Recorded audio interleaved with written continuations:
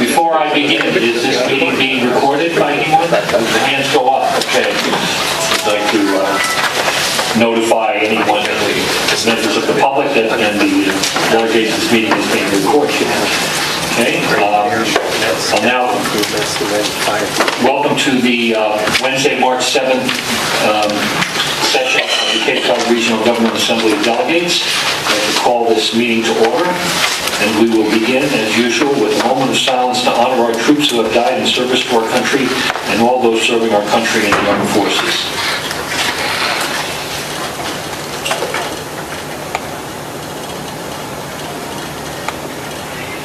Thank you, and now we'll stand for the Pledge of Allegiance. I pledge allegiance to the United States of America and to the republic which stands one nation under God, indivisible, with liberty and justice for all. Clerk will call the roll.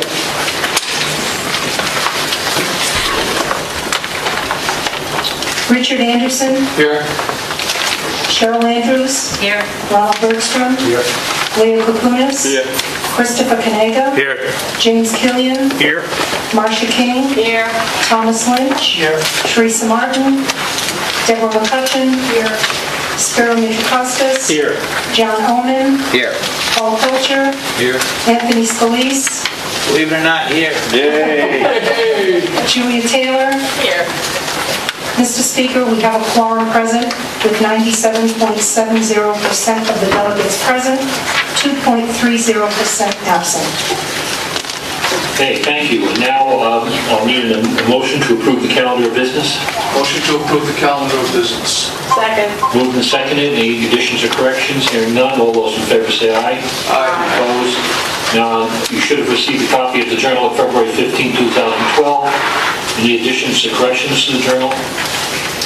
Hearing none. I need a motion to approve the Journal. Motion to approve the journal of February 15th. Second. Moved and seconded. All those in favor say aye. Aye. Opposed?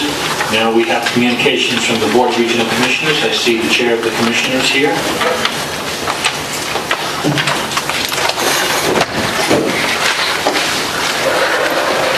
Thank you, Mr. Speaker. Thank you, Mr. Speaker. He will remind me if I don't do it right. First, I want to present you with an ordinance, a new ordinance.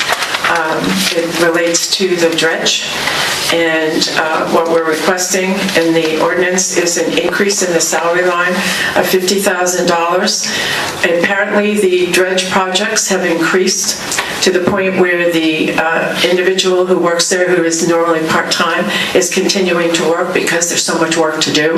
And also the income is being derived from these projects as well that pays for it. So it's a way to transfer those incomes to the salary line so we can continue to pay the employee and we can continue to do the projects.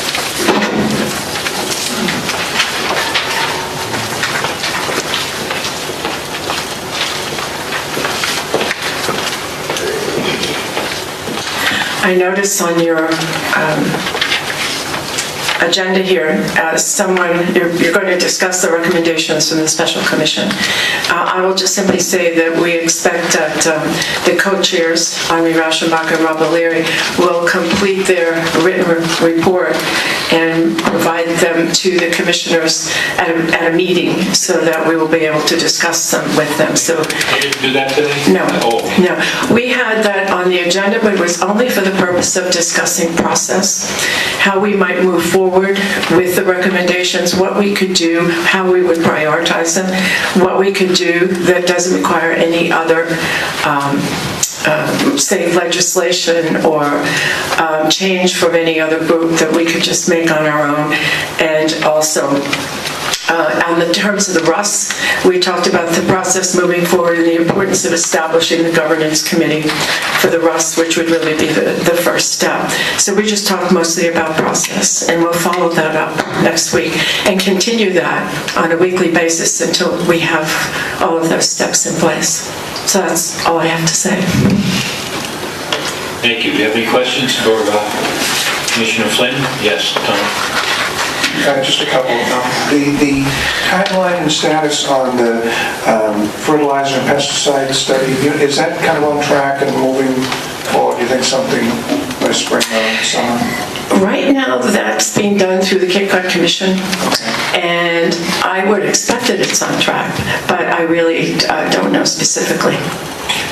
And are you waiting for the written report before you do something like move forward with the Cape Cod wastewater authority that is there? Are you in point of fact drafting something, submitting something? No, we have requested that Paul Nitzwicki and Andy Gottlieb develop the regional wastewater plan for the county, and that they do public outreach, broad public outreach, that they meet with all the boards of selectmen in all the towns and have public meetings, many public meetings to get public input, and they expect that they can complete that by the end of December. So they are really tasked with developing that plan. And if there is any legislation required to implement the plan, that they include in their presentation back to us what that legislation would look like. So I would expect that. I know there has been a lot of innuendo about that this will become a Cape Cod wastewater authority, like a taxing authority, if you will. And that was not part of their direction at all. Their direction was simply to develop a regional wastewater plan for the county, but to provide a funding mechanism for that, whatever that might be, but not specifically any kind of taxing authority. Yes, Cheryl, and then Julie. I'm intrigued by that only because when you say innuendo, you caught my ear. I thought specifically in the motion we read in the press that the word authority was in your motion. It was not in the motion. It was not in the motion, no. So you tasked them to develop a plan, which is also a little confusing because the Cape Cod Commission was tasked by the collaborative to do a plan a couple of years ago, and we're waiting for that. But this is a new motion, so from the commissioners, in other words, a new message, and I guess, what's the new message then?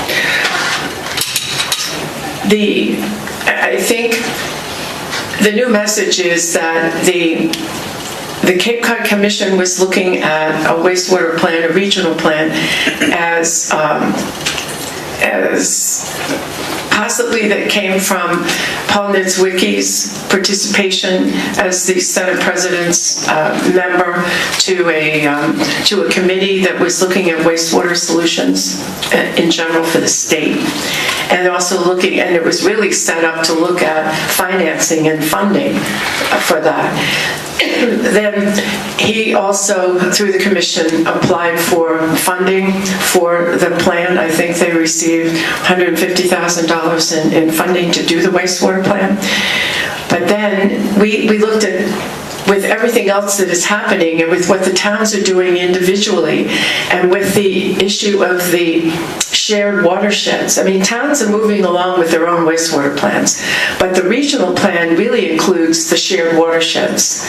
And not every town shares watersheds. Falmouth only shares the one watershed at all, and that's with Mashpee. That's Wacoit Bay. So it's really to look at those areas that include regional solutions. Now, that may also include some other type of funding, because when you look at the bill, I mean, when I say the bill, the cost to the homeowner, wherever you may live in whatever town you're in, that cost could vary based on what needs to be done.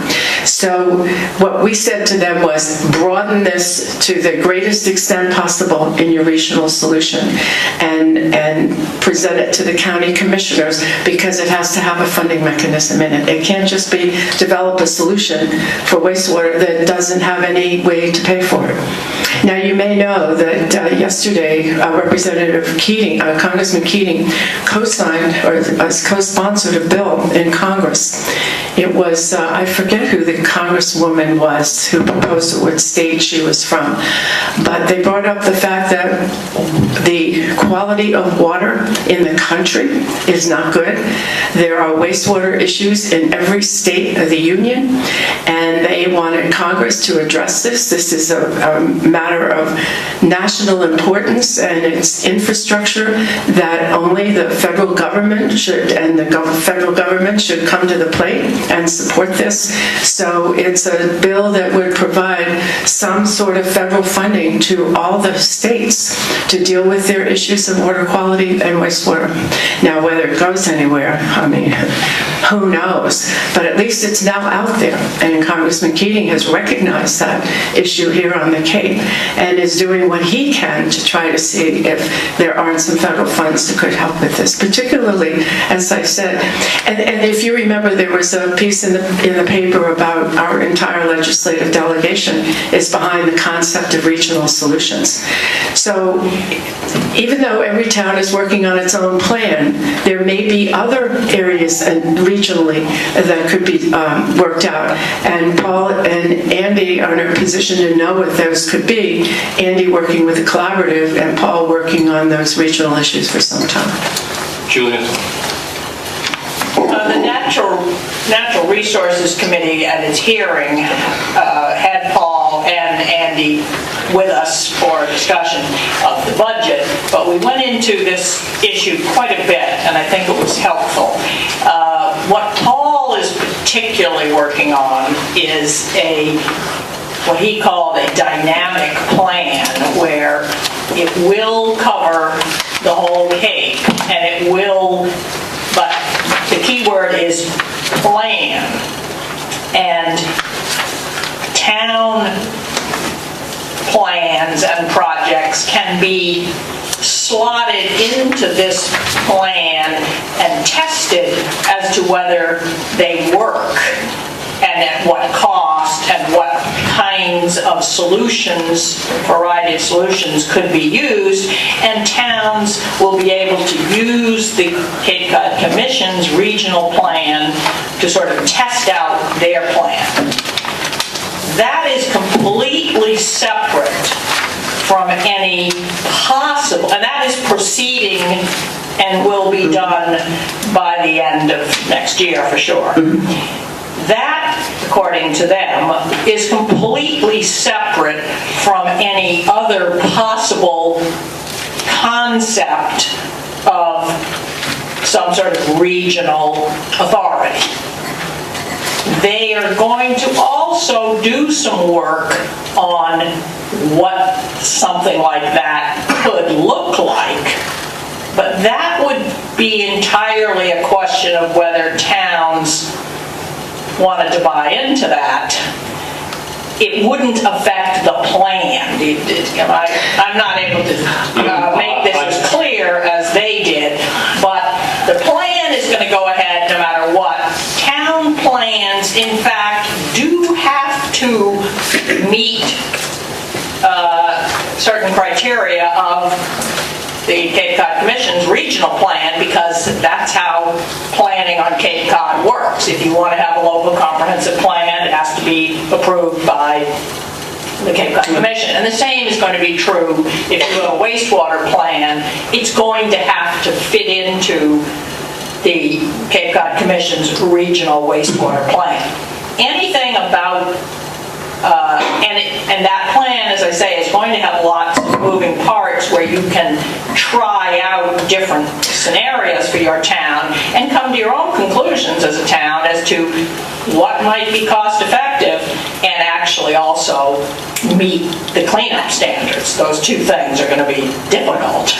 But that's just going to be separate from any other authority. I don't mean to interrupt you, but the proposal for a wastewater authority, whatever you want to call it, is on the agenda after the Assembly convenes. Probably not appropriate to go into depth under this agenda item, except to ask the commissioners what their input is and what their decisions are. Well, let me just say one thing about what Julie commented on. What the Cape Cod Commission is developing is a tool. Paul refers to it as a tool. I have seen it. There was a wastewater workshop in Falmouth about 6 weeks ago, and DEP Resource and Development Office from Cincinnati was there, and Paul has been working with them on creating this tool. And this representative representative from DEP actually put the tool on the, on the board and described it. And what it is it talks about various ways to mitigate nitrogen, possibly personal care products as well. Whatever it is you want to do in your community, whatever solution you think might work, you can put it into this model, and he calls it a test. And then you can look to see whether or not if you follow your plan in this direction, what will be the outcome? How much nitrogen might get reduced? What are some of the drawbacks? What are some of the steps along the way that aren't going to work? What could possibly block it? And you work down through all these different solutions until you find the one that will achieve what you want to achieve and will also be the most cost effective, because you can look at the costs all the way through. There's a town in the Commonwealth, I can't remember which one, somewhere in the 495 area. They've already done something like this and tested it out. And the thing is that the interesting part of it was, and this is the problem, is once you get to the point where you have your plan all set up in this matrix and you come to a decision, then you get to the permitting phase. And guess what? Nobody can permit it because of the way the regulations are.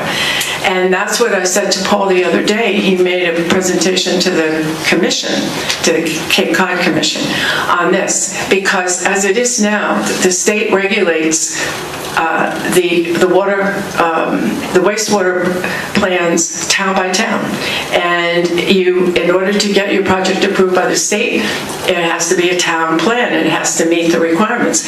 If you come up with a regional plan, there's no entity that has any authority to approve or regulate a regional plan. And that's what a DEP was saying, is that we have to do something so that when you do work on regional plans and you come up with something that's going to work, there is a mechanism for either the federal or state DEPs to actually approve it. So that right now is a stumbling block, but they know it and they're working on it. Paul's working with the state on that to see if there can't be some way to get that approved. But it's a great little test, and it's easy to use, and it gives the towns, you can scramble it any way you want to scramble it.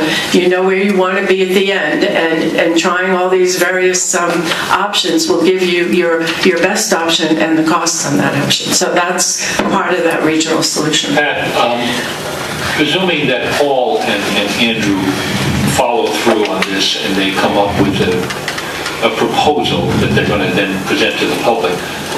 Now, my question is, who's going to be behind this? In other words, are the county commissioners going to be behind it initially and say, here's our plan, and then send it out to the public? Or are you going to step back and kind of throw it out there and see what people say? I mean, it's going to be quite an issue, and I'm just wondering if it's going to get some kind of, it's going to be done on behalf of the commission, it's going to be done on behalf of the commissioners. I mean, is there going to be some juice behind this? Well, I don't think it's going to be a proposal that's going to be presented to the public. I think the public is going to be asked to engage in the development of the proposal.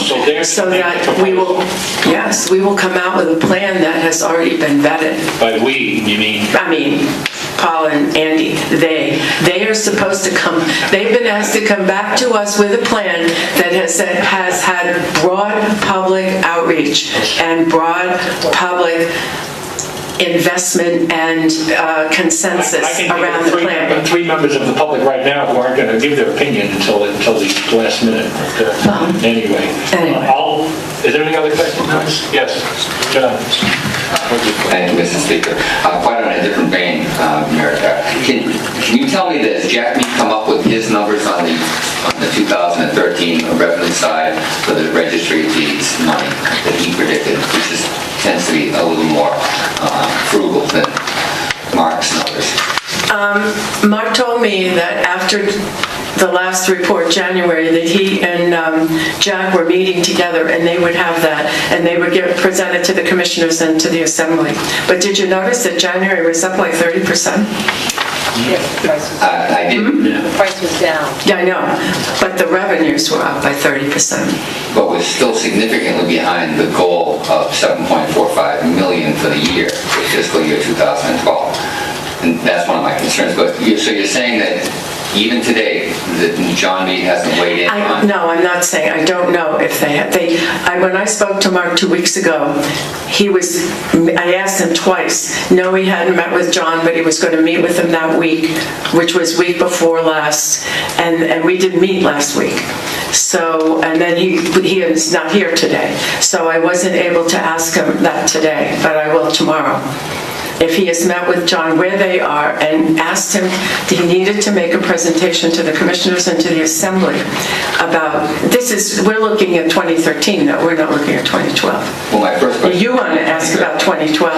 I want to ask about 2013 and 2012, and I have a list, actually. Okay. No, we do not have that from John.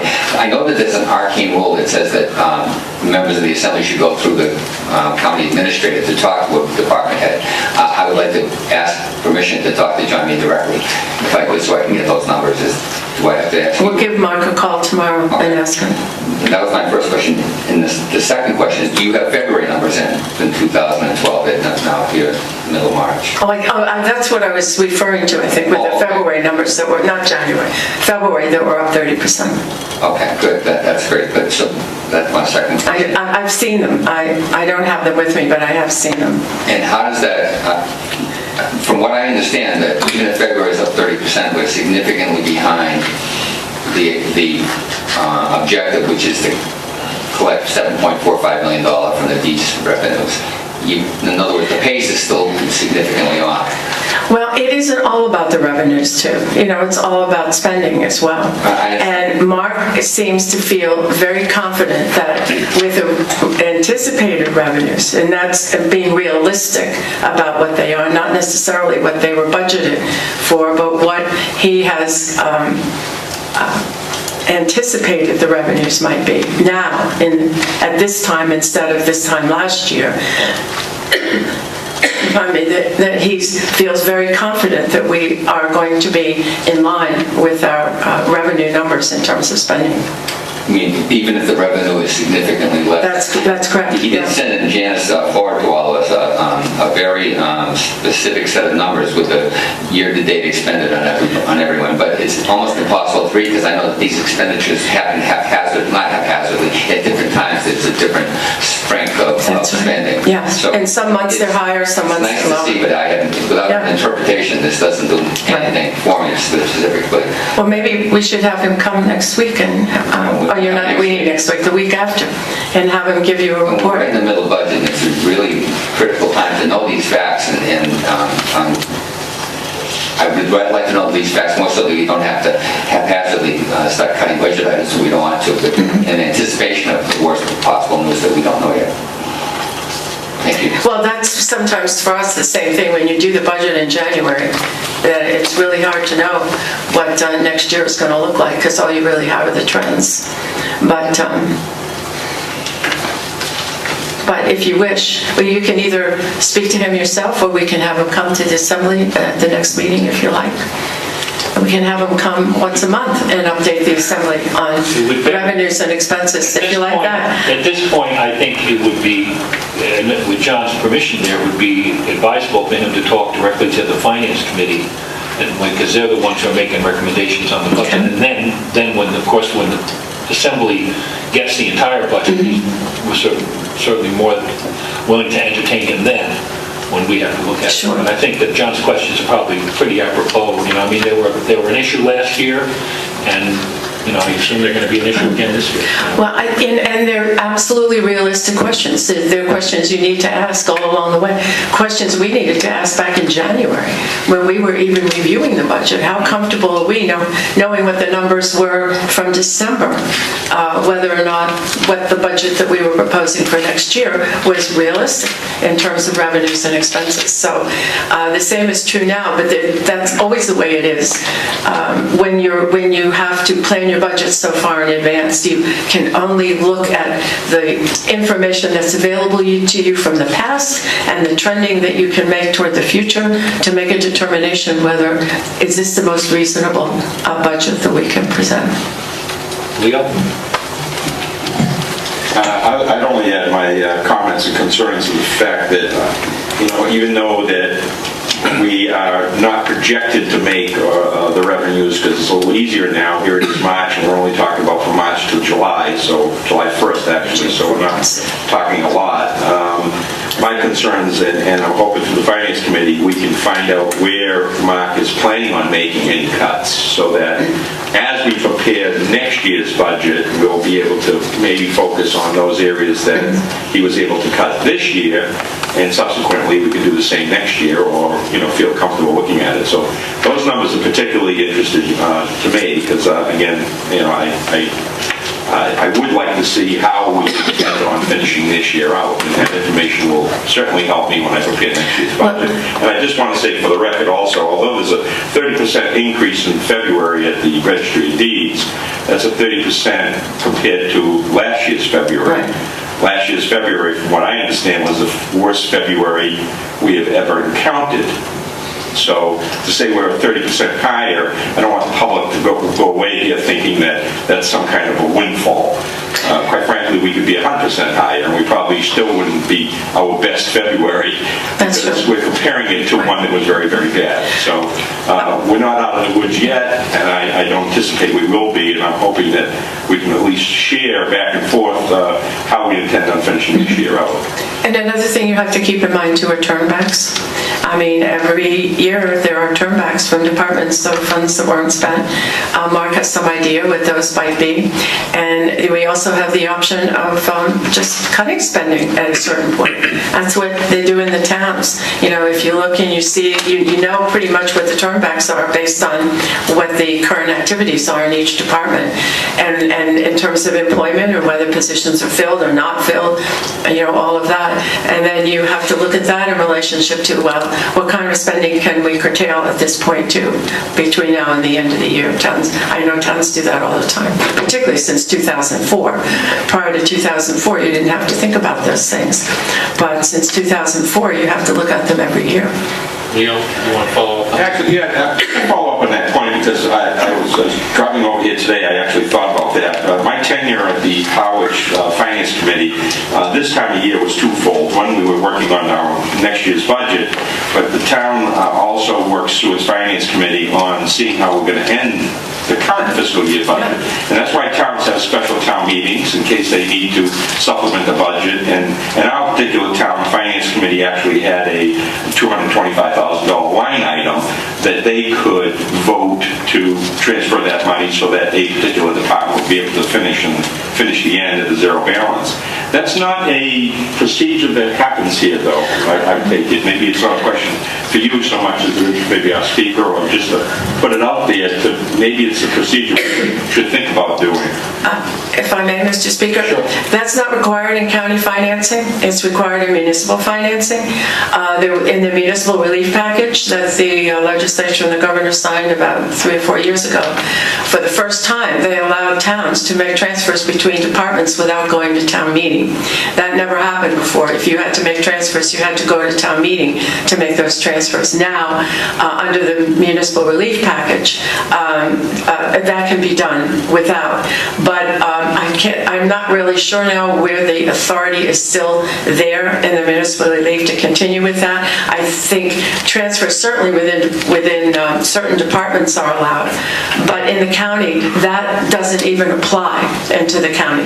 The county administrator can move that money in between departments without any other authority because the financing is different for counties. To answer Leo's question, the question of having a quote rainy day fund or money that could be used to cover these rises and falls in the Registry of Deeds is something that I've brought up consistently now for as long as I've been sitting here, and I'm going to authorize the Finance Committee to go further into it and see what can be done. Mr. Speaker, you don't want to call it a rainy day fund. No, I know. Call it a stabilization fund, a reserve fund, but please don't call it a rainy day fund. You guys call it reserve, those reserves. Yeah. But I think it's a good idea and something to look. The prices didn't come out of one of the recommendations. Yeah. But, anyway, is there any other questions for our long-suffering commissioner here? Next speaker. I'm going to have a half-hour presentation to make next time. Yes, I see him. Spiro. Referring to my main point, I think what we call it right now is the general fund balance. If you look at the reconciliation on page 26, we would have started out the fiscal year with $5 million in the bank, and the projected fund balance at the end of the fiscal year is only $3 million. So in effect, we're doing that without calling it a rainy day fund. It's not a question for the commission. I want to recommend you on your efforts with 2013's budget. I think it's an improvement from last year's budget and trying to be realistic with the revenues that we have. But I'd like to chide the members of the assembly a little bit into, if you are thinking that we need permission to talk to an elected official. Insofar as Jack is a department head, Jack Mead is responsible for his department's budget. He's not responsible for the county's revenues. Any one of us in this room can ask the elected Register of Deeds anything we want to ask him about the anticipated revenues, the existing revenues, the past revenues, whatever we think is relevant to our discussion. I have no problem doing that as a private citizen. I don't think I'm going to be inhibited by doing that now as an elected official. Speak for anyway. I agree with you, Spear. I didn't know you were referring to Jack Mead. I thought by department head you were talking about some internal person. No. Jack Mead's always been very cooperative, because I haven't asked him anything. Well, I forgot about the fact that he's an elected official. Spear is absolutely right. Okay. Do we have anything else? Well, thank you very much, Pat, and we'll be anxious to hear from you. Are there any communications from public officials? Any communications from members of the public?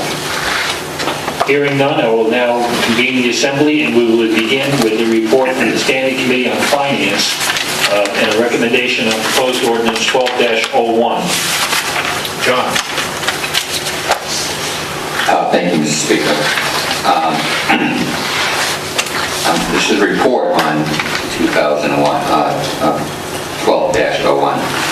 Proposed ordinance was submitted to the Assembly Delegates by the Board of County Commissioners at the Assembly Delegates regular meeting on January 18, 2012. We subsequently held a meeting on February 1st, 2012, where all 5 members of the Finance Committee were there, but Mr. Zielinski was not able to attend and explain it. We continued the meeting February 15th. Here we discussed a $600,000 transfer from reserves to the ongoing redoing of the health department up on the hill. The committee received via email a narrative and sketches that were provided by Facilities Manager John Blaisdell. Mark Zielinski provided the committee with background information regarding the funding history of the project. The total estimated project is $2.5 million, or about $280 per square foot. There was no money left in the budget to complete the project. They requested $600,000 with a fairly detailed list of specific projects that would entail. After much discussion, we voted 5-0 to support it, and as such, I would ask you to support the $600,000 on number 12-01 to the full assembly. I just had a brief conference with the clerk here, and this was a public hearing, so we don't normally require that you approve minutes for a public hearing. Okay, but we will get, if there's a minority report, we'll listen here. But, Leo. The only thing I'd like to clarify, well, first of all, was that a motion, John? I'll second it. Yes, it is. I'll need a second. I'll second it. Okay. And then under the discussion, Mr. Speaker, the only thing I'd like to add is that to clarify the transfer from reserves, there are actually 2 accounts that were set aside for capital improvement reserves. So this is not money coming from the general fund as per se. It was money coming that was allocated previously in 2 separate building renovation funds, if you will. So it was previously allocated for that. I apologize, I don't have my notes in front of me, but I think it leaves a very small balance in that account, if I remember right. About 200,000. Thank you. Okay, we have 225. Motion on the floor, move the second. Any further discussion on this? Hearing none, we'll take a vote.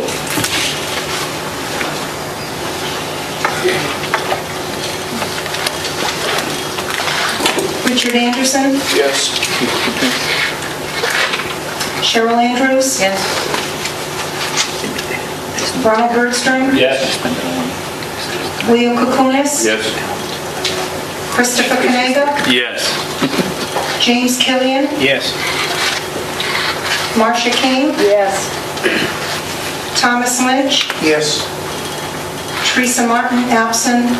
Deborah McCutcheon, Yes. Spiro Mitrakostas, Yes. John Ullman, Yes. Paul Pilcher, Yes. Anthony Scalise, Yes. Julia Taylor, Yes.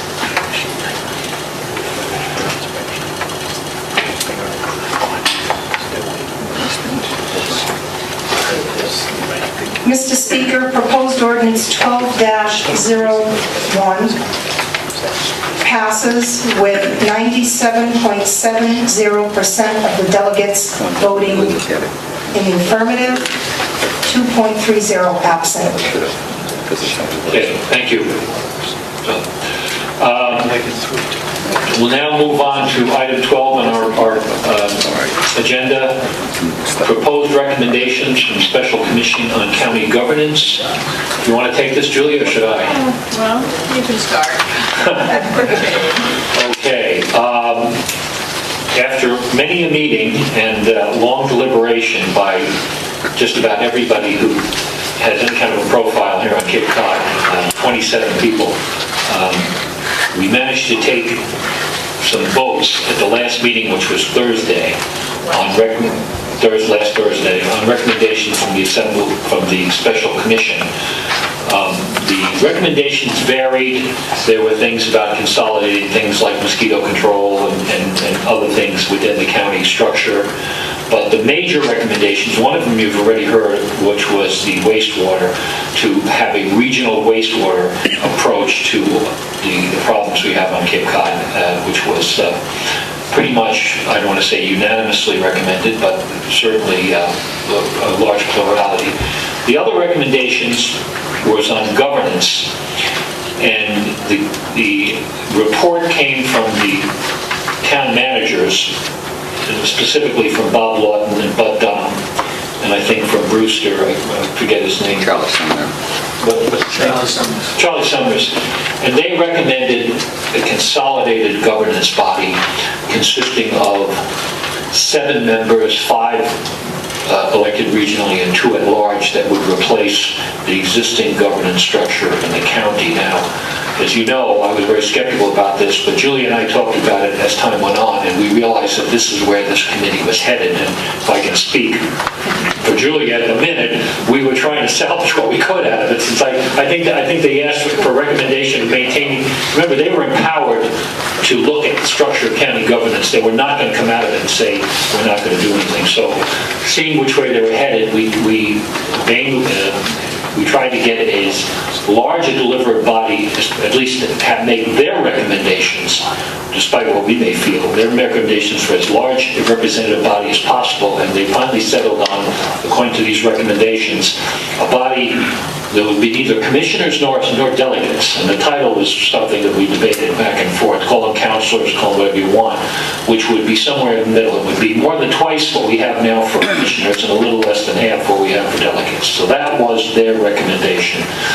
Now, the one part about that troubled me was that various times during these deliberations I asked about the process, and you heard Commissioner Flynn talk about, well, we're going to go the process, but there was very little talked about where it goes from here, which made me a little uncomfortable. In other words, we have a process that's written up in the charter, if you guys want to take a look at it, which goes through the assembly, to the legislature, and to the ballot.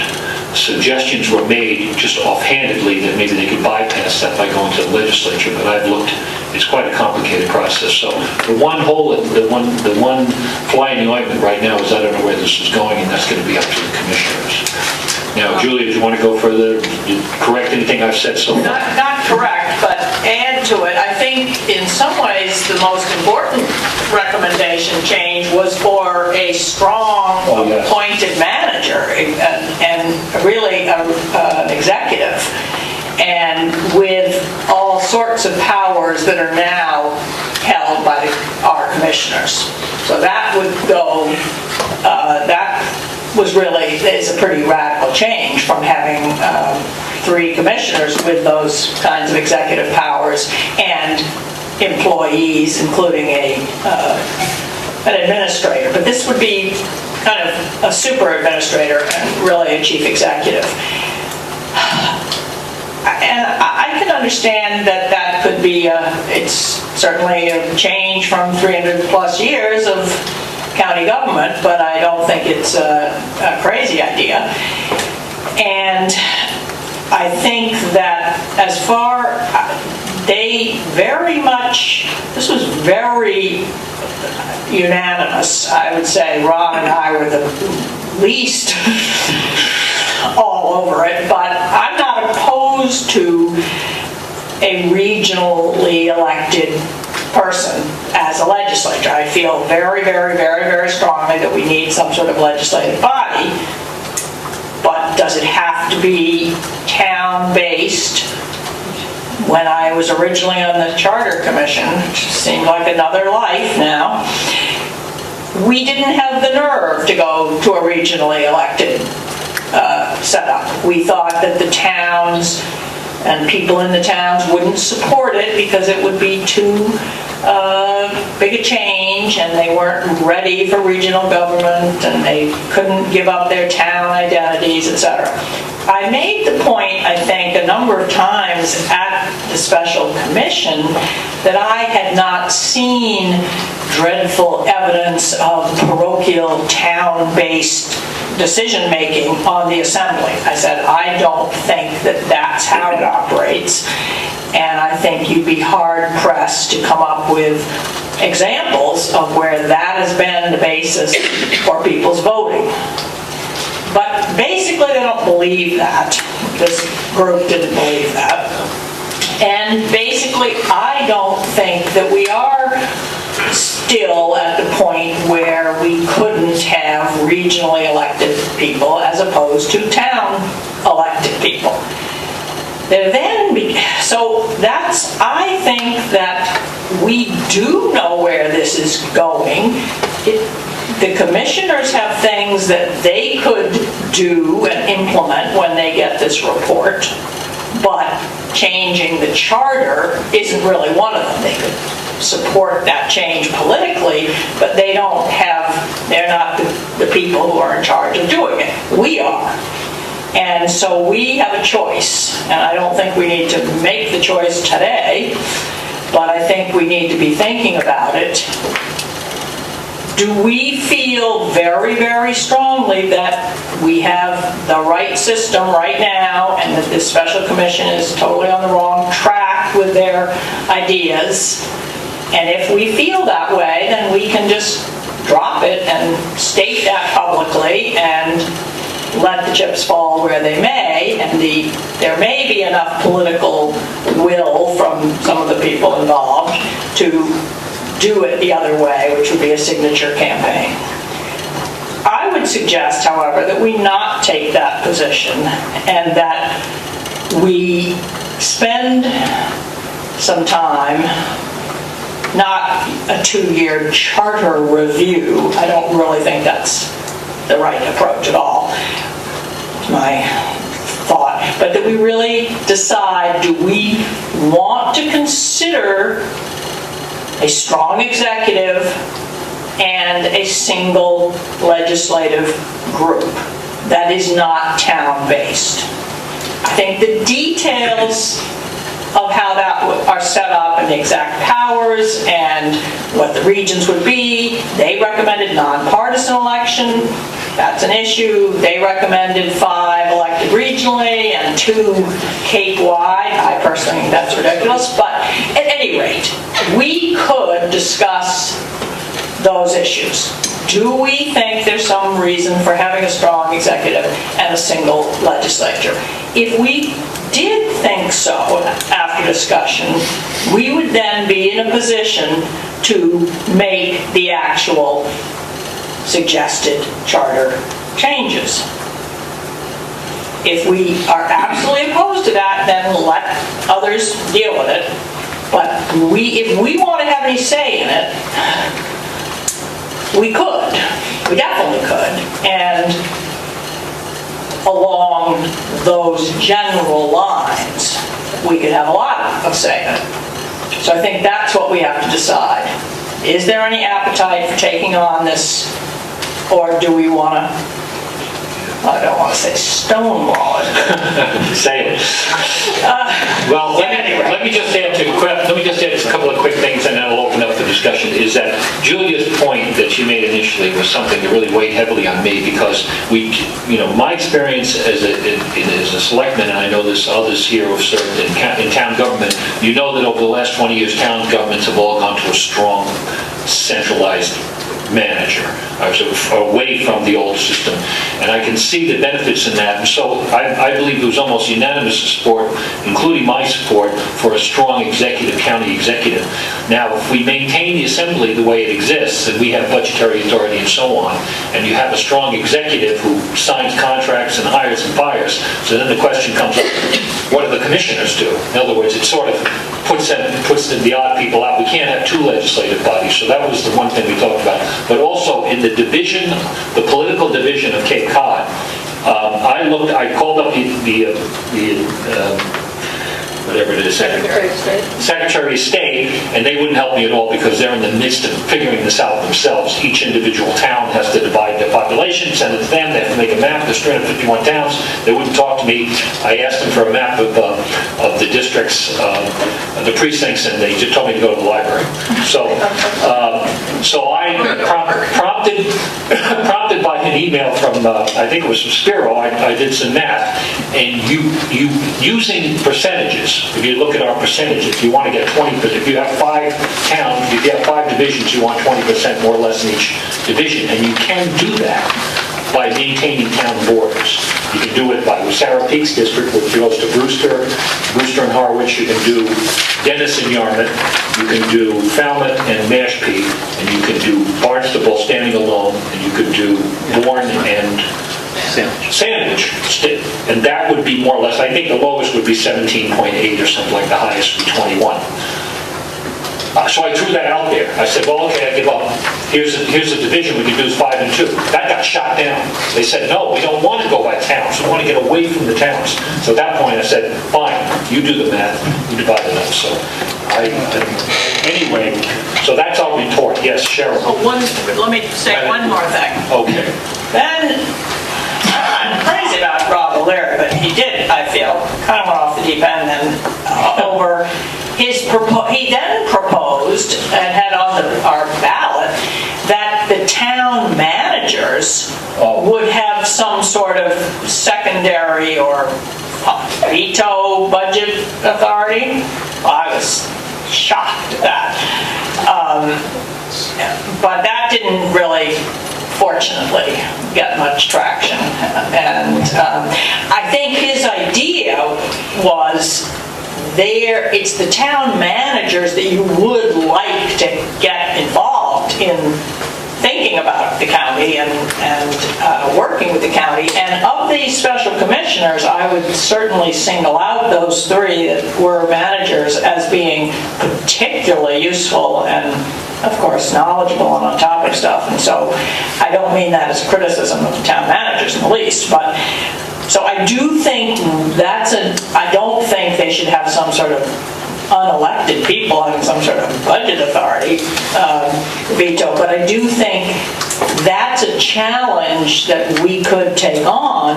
How do you, if you do make a change that isn't town-based elected officials, how could you involve them in some meaningful way? And I don't have a good thought about it, but I think it's an issue, and I think it's something we could work on. Cheryl? Thank you.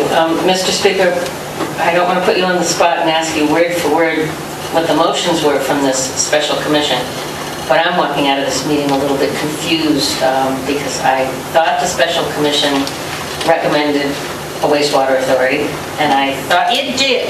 Okay. It did. Was that, well, he didn't say that. He said, you went on about a regional plan. These are the recommendations we voted on. But you never said authority. but that... Well, we debated, I don't think the authority was in there. We debated on that for like 20 minutes. Microphone, please. Authority. No, Ron. What did we call it? No question, they might not have used the word authority, but... They voted, yes. They voted in favor of a regional governing structure separate from the county that had to do with wastewater, yes. But that is not what... Okay, but that's not what our commissioners have... That's separate from what the previous discussion about what our commissioners were doing. So it rose by any other name. And the reason why I'm asking about this is, I've said before, I'll say it again, these two proposals go together. Changing government structure and managing to implement a wastewater authority, in my mind, is no surprise that they're coming forward at the same time. If indeed the Special Commission supports the concept of a wastewater authority, it seemed from what I read, and after what I've been through in the last 2 weeks with the press, I understand they get things wrong. But it seemed like after the Special Commission announced their vote about a wastewater authority, then I read that the county commissioners had then tasked Andy and Paul to investigate what a wastewater authority would look like. Now, I'm hearing they didn't. So I guess if two department heads, two county department heads are investigating a wastewater authority, somebody must have directed them to do that. I'm just unclear, I guess, who's... Well, you got to remember, everything that came out of the Special Commission on County Government didn't direct anybody to do anything. It was recommendations to the commissioners, and as far as I know, they haven't made any final decisions on that because I haven't got the written report, but the committee was nearly unanimous in recommending a regional body to approach wastewater for the reasons that Commissioner Flynn talked about. And there was a lot of debate on it. I think the language was kind of dumbed down to make it more amorphous than it originally started out to be. But, what happened to it after that, Cheryl, is nothing. And we don't have the final report yet, anyway. So, anyway, we'll start with... Yeah. Just so I understand, Julie, what you're sort of recommending, what I'm hearing is it's a sort of all or nothing proposition. It's not like a cafeteria plan where you take some of this and some of that and some of something else. Oh, I think it could be. I think we can do whatever we want. I think there's a lot of support outside of this group for what I've described.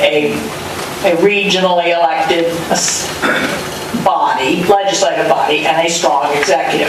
I think we could become involved in refining that, but we might not have a lot of support if it were radically different from what they're recommending. Okay, Paul? Okay.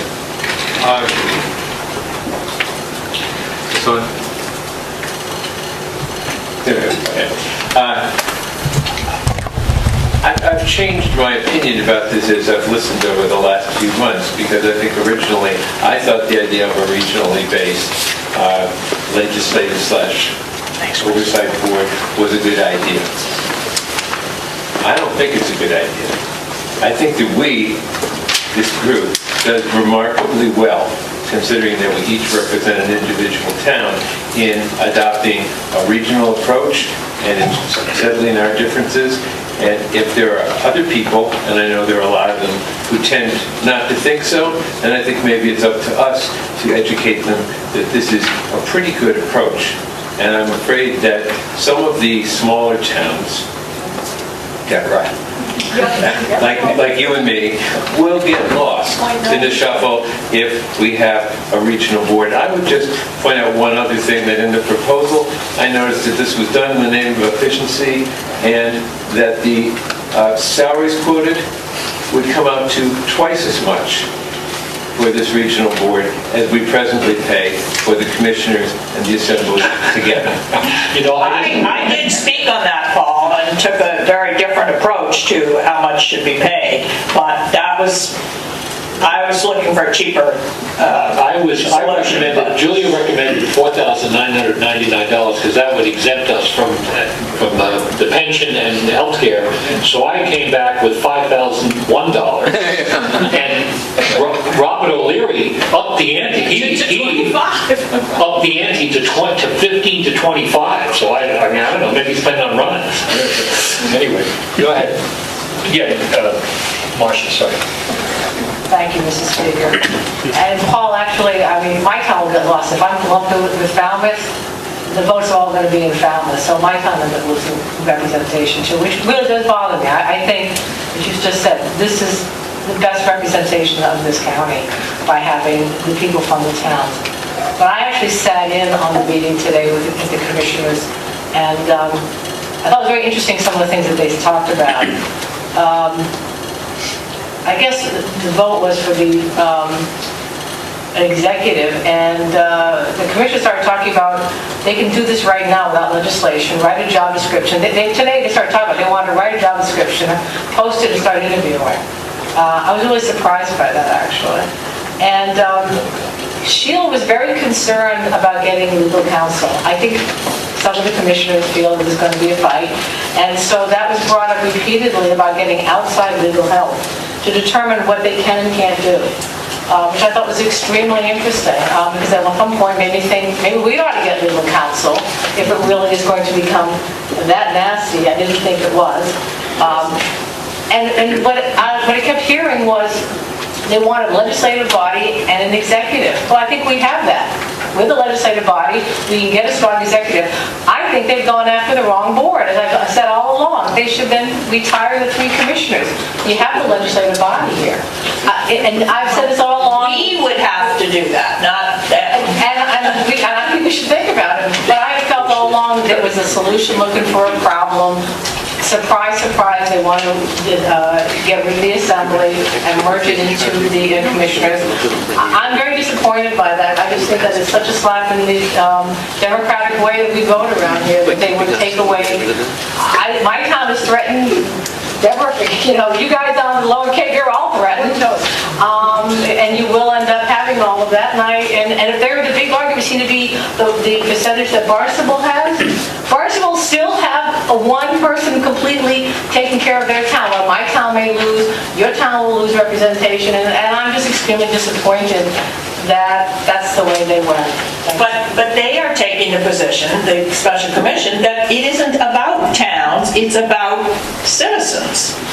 And that citizens will have an equal vote across the Cape. But I would argue that they don't then. I mean, it ends up that my town doesn't really have a vote because it's someone from the larger town. Also, another interesting thing they said was that you actually mentioned, Pat, in the meeting was, they were talking about merging the county with the town of Barnstable. And there was a bit of discussion, on that, which I thought was really fascinating, because I made a big note saying, wow. No, you did, and you and Bill had a big discussion about, well, the assets are more at the town, and no, I will say, you did discuss, it can't be happened as a home rule. But that was, I guess, something that was brought up in the meetings. That's what it implied, that they're talking about merging, so. No, I actually decide to do it now, because we're in session, I prefer that we have our discussion. All right, we'll discuss it. I just want to read something from the charter while we discuss, so we don't go too far afield. It says, the Assembly of Delegates may, by a 2/3 vote of its full membership, provide for the submission of any proposed amendments to this charter to the voters, except any amendment which related in any way to the composition, mode of election, or term of office of the legislative body, or the mode of election or appointment or term of office of the chief executive or administrative officer of the Cape Cod regional government. By the way, it doesn't mention the commissioners in there, so theoretically we could change the commissioners tomorrow if you go by the charter. But so whether or not the commissioners can make significant changes in the way the administrative officer operates, according to this, if it doesn't have to do with the mode of election, appointment, or term of office, I suppose they could. But that was an issue. So I should warn you that the reason I pushed them on how this was going to happen is because the Chamber of Commerce at the last minute said, let's not do anything. We had gone through weeks and weeks of recommending changes. Let's not do anything until the governance is settled. So a little clock starts ticking in my head saying, that could take 4 years. If we miss this election, if you have to go to the ballot, you'd have to, and we miss this election, it wouldn't go to the ballot for 2 years, and then the changes would not take into effect 2 years after that, so 4 years. So I thought, at that point, I just thought they were absolutely crazy. That it's important. So basically throw a bill overboard. No, they don't understand the process. They don't understand, at least my feeling is, some of them don't understand the weighted vote was always an issue. And I kept telling them that that's mandated by the Constitution, one person, one vote, you can't do anything about it, but they just said, oh, it's terrible, we got to be the weighted vote. So I did my best.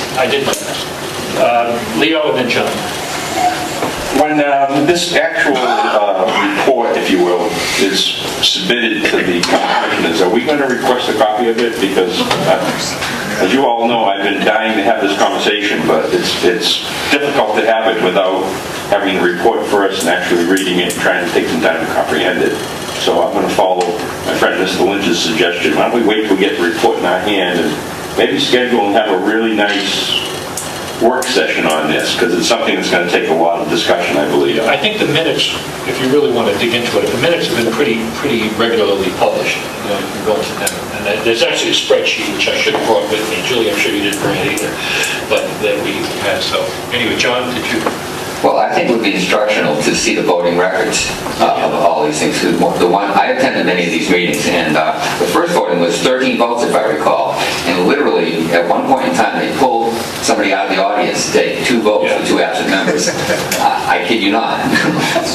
For those who were in attendance, that's true. And she got 2 votes for not being on, not even being on the commission. And there was other voting by proxy too, as a matter of fact. It happened on a regular basis. So I'd love to see the voting records and who actually voted in this. I think that would be instructional. One thing that was brought up, and I think it was determined that they didn't want to get into the weeds with it, was, and that was a quote, is that they were going to add the Cape Cod mosquito control. They were going to add several other agencies. And they were going to, I'm assuming, $15,000 to $25,000, maybe a staff member, because it's such a large group that you're representing. It's going to be a net effect of far less services unless you have a taxing authority. So when that actually kept brought up, I think Ron brought it up, that what are you going to do to add taxes to fund all of these extra things that we're going to do? And they said they didn't want to get into the weeds with it. So I thought that was other instructional things. I'm sorry. I disagree. And there was some comment, but later when there was discussion of would that the special commission members support the concept of increased taxation, there was a unanimous support. Now, we didn't go to what form that would take, but there was not a single, I was shocked actually, there was not a single person who spoke against the concept of increased taxation. Because they're not elected officials that have to stand. I understand. But I'm just pointing it out. They weren't opposed to that. They weren't. Okay. No, Deborah, you're done? Okay. All I can say is that we'll have to wait for the commissioners, whether they accept this report, what recommendations they make. It kind of throws us all here into a little bit of a, never land if we don't know if somebody's going to continue. But Julie is quite correct. If you read the further sections of the charter, any change that has to do with this body, the structure of the governance accounting, has to go through the assembly to the legislature, and then if the legislature approves it, then it goes on the ballot. And it goes further to say, although I've got it in front of me, but I can't page through it, that any petition, citizen's petition to change county government has to go to the assembly and then to the legislature. Now, Senator O'Leary hinted that the legislature can do anything they want so that they can bypass that, but they would have to change. Yeah, they would have to. And I also looked into the legislative process as to how, even if we did approve a change, how it would proceed. It's very unlikely that it's going to proceed with any kind of alacrity because the legislature is now considering the budget. And so I'm concerned because one part of me says, well, if we stay where we are, I'll be very happy. On the other hand, we had 26 people spend part of their lives doing this. We had, O'Leary and Rauschen back there every week or every 2 weeks, and they went through a lot of stuff, and I'd hate to see it just go down the drain because there were a lot of good recommendations that were made by that commission as far as how the county should be structured. And to just say, well, we're going to throw it out the window, I think it's unfortunate, but that's what they're doing. So, yeah, go. On second thought, I do have something to offer as something I think people should consider here. I get a little confused when we talk about home rule because Massachusetts is built on home rule. And home rule, as I understand it, means cities and towns making their own decisions about how they're run. Now, I understand that the county government might like to do away with that home rule model. We are a home rule charter, the county. I understand, and it was adopted through that process. I'm simply pointing out, I think, that I very much agree with Marcia. There are a lot of things, I think, with this special commission, and I've got to admit I'm a little naive. I don't know all of these people. I know some of them were elected officials at one point in time, and I don't know. I don't see them as speaking for the people that I know and I have worked with on the Cape. I just don't see that as being representative. But not to digress, I guess the thing that I'm most concerned about is the amount of credibility that's being given this report and the fact that the pieces of it that are valuable are going to get, I think, lost in the weeds. I mean, I saw the mosquito lady, and I think they're absolutely right that the mosquito people ought to be part of the county, but those things that were constructive, I think are going to get lost in this bigger debate, and I think that's unfortunate. And also, now that I'm running off about this, but somebody pointed out, I think it was Cheryl pointed out, that we were asking two big issues here. One is they're recommending changing the structure of county government. They're also recommending this wastewater authority, which you know is going to be, I don't even want to call it an authority, call it what you want. It's going to be a big issue, and I think it was Julia first recommended, and I agree with her. They're making a mistake doing that because there's like Deborah says, there's a lot of valuable things in there, and you're going to throw this big package at people, and it could all go down based on their opposition to wastewater. But, Senator O'Leary and a couple other things, obviously Paul and Andrew felt that, and they stated to the commission that there was a window of opportunity, and they felt that this was a window, and if the window passed, we would miss it. That was their presentation. And then when the Chamber of Commerce said, well, wait, we have to do the governance structure before we do anything else, I just threw my hands up in frustration because I don't think they understood the ramifications of making that recommendation. But nonetheless, the commissioners, we'll straighten it out and we'll hear from them. Okay? If there's no further comment, we will then go to the reports from committees. Economic Affairs. Economic Affairs Committee met on February 29th. We made two recommendations that the Cape Cod Commission portion of the budget that was related to economic development be submitted as proposed, and the funding for the Arts Council. I would ask that, I think we have a quorum, the members who were there. I guess I need to ask them to approve the minutes as distributed. That was Spiro and John were there.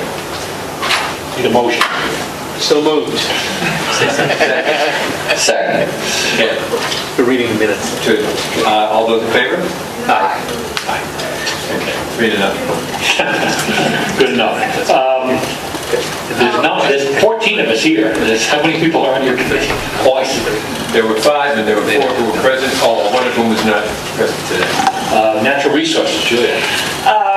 We had a nice meeting, a lot of good reports from very talented county employees, department heads. The only group that we're going to be spending more money for the health and environmental people because they do plan, the commissioner's approval of their budget includes some additional equipment. And I think the reason for approving it is that that will pay for itself pretty quickly. It's definitely makes money in the long run, and even pretty quickly in the short run. Deborah was not able to be there, but asked us to inquire about the number of employees and what their status was on the step level. There is definitely a plan by the commissioners to not increase staff, period. No additional employees seem to be included in any of the budgets, and some employees are not being replaced, or if they are leaving, are being replaced at a lower step. But in some areas, everyone in the group was at the top. I don't have my notes in front of me, I'm sorry, was at the top step, but in others they were maybe at about 50% at the top and the rest scattered throughout. We did vote to accept the budgets as submitted with the caveat of Leo's that we have to reserve the right to cut them if we needed to based on revenues, what we thought were the revenues. We couldn't really get much in the way of, were there certain things that they could imagine being cut as opposed to an across the board. Certainly George Hoyfelder would say no, it just have to be just a 10% blow type of thing. Was that? Furlough. A furlough. Oh, that's right, a furlough, yeah. Someone else talked about just a small percentage cut. They all felt they were pretty bare boned, and that was the impression that we got. Okay, you need to approve minutes. Yes, could I have a motion to approve the minutes? Did you all get your copy? I just unfortunately took mine out with me after my I'll make first a motion meeting. that we approve the minutes as presented. And I'll second it. Who else was here? Oh, we can't do it. Yeah, Cheryl. Oh, It was Teresa's. All right, all in favor? Aye. Okay. Okay, takes care of that. Report from the clerk. Thank you, Mr. Speaker. On a lighter note, I want to comment on the fact that I think the committee meetings for budget review are going very well. Things are moving right along, and we're technically halfway through. So before you know it, that piece will be done and over with. And with regards to remote policy, I'm still working on that with the IT department. I'm working out a telephone number issue, and he's going to deal with a vendor, but before you know it, we'll be there with that too. And that's it for today. Okay. Just under other business, do we know when we have to do a financial disclosure report? Do we know when that's due? Has anybody done that? May 1st, hasn't come yet. No, I didn't think so. Financial disclosures are due January 15th. Ethics or something? Ethics, we're waiting for an email from that agency because you have to keep that on the line. I'm not talking about a committee, financial committee. Every elected official has to do a financial. I understand. I'm receiving the email I got, which is they'll notify us this month that it's live. You have a certain amount of time to do it online. So coincidentally, actually, Tony and I were talking about that, so we actually called them, and they were like, it's around either May 21st or May 31st, one of them. But that's the ticket you need to put your papers in, because we're all supposed to go on, right? It's around May, should I just come on? No, but I think you have to do one anyway, whether you're running or not. Right, that's correct, but they will notify you around May, I think, is when the window will be open to go in online and do it. Okay, good enough. Yeah, Cheryl. Two things. One, because I had the unfortunate experience of watching language get twisted and we got bad information when your freshman class ran. Try not to use the word ethics. Use the word SFI. You guys that have been around for a while know what a statement of financial interest is. I certainly didn't. I'd never heard of it. So at the time, all of us running for office were told ethics, and we gave our ethics and we got left off the ballot. SFI is what you're talking about right now, and I called the state and asked them when we were going to get it, and they said March. Well, here's March, and we're waiting, but SFI is what you're talking about. The ethics online training course, my town clerk got, because I sit on the town board, and we have to do the same thing for town boards, he didn't want to be dealing with this, and he just told us all to take the test that's already online, which it's up to your clerk, if you know, it's up to whoever you answer to. But he just said, it's coming into town meeting, I'm sick of it. Just take the test online, Cheryl, and pass it in, so I did. So I'm all set, and I gave you a copy. But it is the reality of it, that we got told that was going to be updated, and they're just behind, so that's what's going on with that. I'm just bringing it up because I'm a procrastinator. Usually it just creeps up on me, and next thing you know, I'm on the computer. Is there any other business brought before you? Leo. Thank you. For those of you that don't get enough of me as your token farmer on the board, and you would like to meet some more Cape Cod farmers, Cape and Islands Farm Bureau and the Howard Conservation Trust is sponsoring a Meet the Farmer this coming Saturday. It'll run from 1 to 4 at the Howard Community Center. This opportunity to come and meet not only local farmers, find out where your places are going to be, where they're going to be set up during the season to sell food, find out where they're going to have their own farmers markets, either in their town or your town. The county will be there, Buy Fresh, Buy Local will be there, the Extension Service will be there in case anyone has any guidance questions. So we hope to see you all there. Thank you. Yes, thank you, Speaker. Just remember that Friday is the Selectmen and Councilors Breakfast, and they will be talking about the special commission. It's in Orleans, I think they're going to question that wastewater, yeah, but the recommendation. Yeah, I think it had both. It had the special commission and the wastewater. I think it's in Orleans. It's in Orleans, right, but that's at 7:30 in Orleans, and you know, we're part of that, so if people want to go, you should RSVP. What day? It's this Friday, but you should RSVP, because last time I went to the meeting last month, and some of us did not RSVP, and they were not happy. Did they let you eat? They did. Okay, is there any other business? If not, so, move the second. All those in favor say aye. Aye. Opposed?